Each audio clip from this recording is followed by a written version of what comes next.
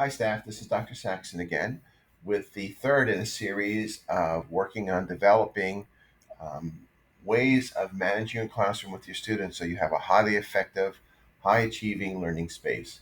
So, today we're going to take a look at establishing procedures and routines, which is sometimes not a thing that has been had a lot of thought spent on it, but it's probably one of the most crucial things that you can do in the classroom with your students.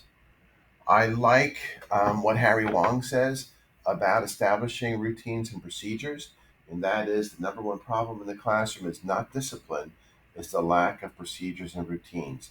And these are things that we don't expect students to do, but we teach them and reinforce them and practice them so they become down pat and the students know exactly what is expected of them and how they're supposed to act in the classroom.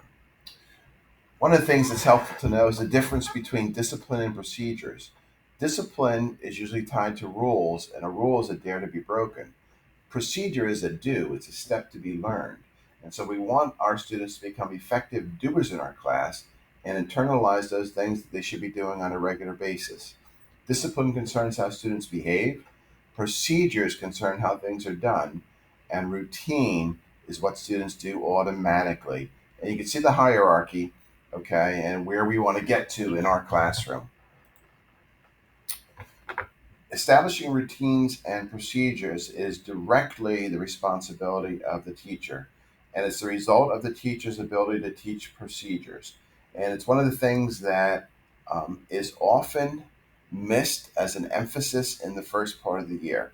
I always say that you have to go slower in the beginning to go faster at the end.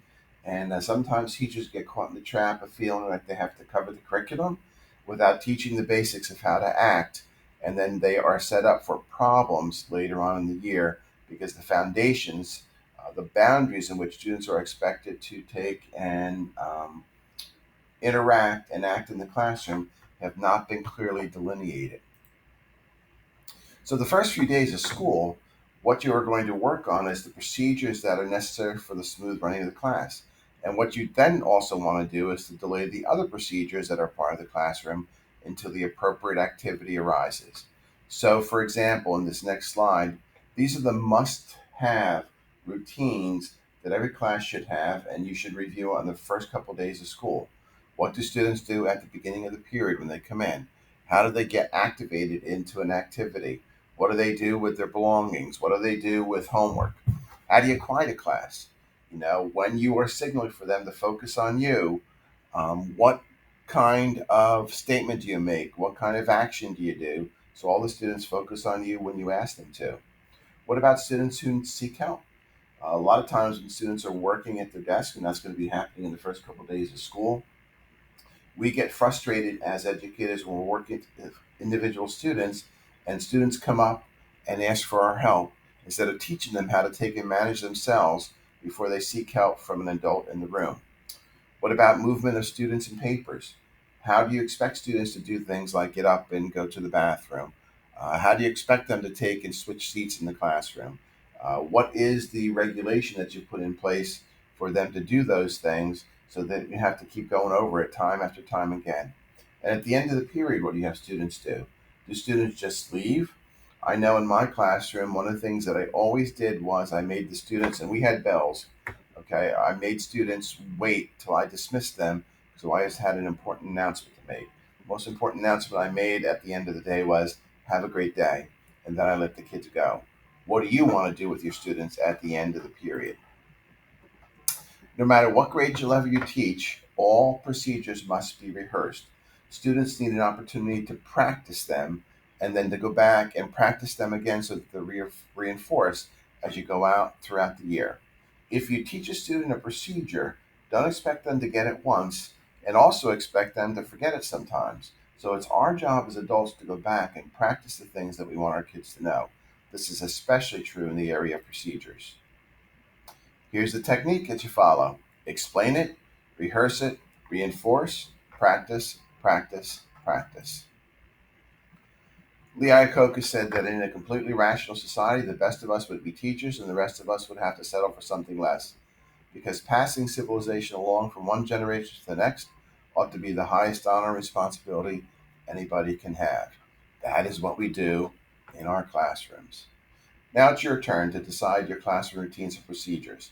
This is something you can work on by yourself or with others.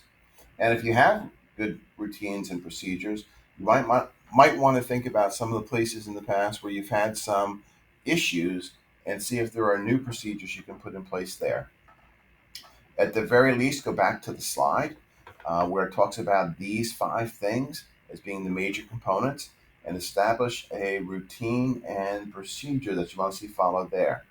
Make sure you have these in place for minimally these things when class begins. I'm also going to include in this email documents that I used to share with other students and teachers with a bazillion other procedures and things in the classroom that need procedures. Use these as a resource to help you define the different ways you want students to move in your classroom. And then finally, in your head, on a piece of paper, put into plan a place, put a plan into place to practice these procedures with the students until they become routines. For those of you who have done the Daily Five, you know that for the first month in September, when those routines for the Daily Five are being taught, that's exactly what the emphasis is on for the first month of learning that. Remember, you go slower in the beginning to go faster at the end. Hey, let me know how you do. I'm excited to see how you work on refining your procedures in the classroom, and I hope this has been beneficial to you.